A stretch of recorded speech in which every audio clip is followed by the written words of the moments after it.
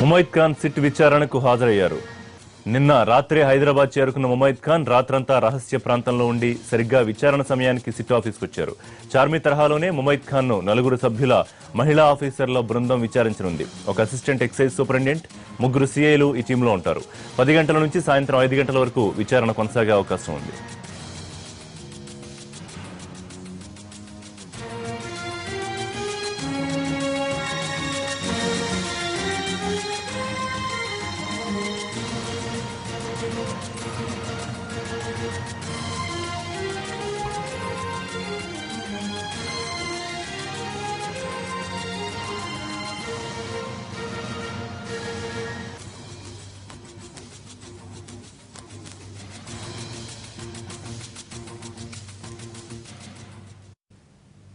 సినీ ఇండస్ట్రీలో కెల్విన్ ముఠాతో సంబంధాలు, drugs వాడకంపై SIT అధికారులు ముమైత్ ఖాన్ పై ప్రశ్నల వర్షం కురిపించనున్నారు.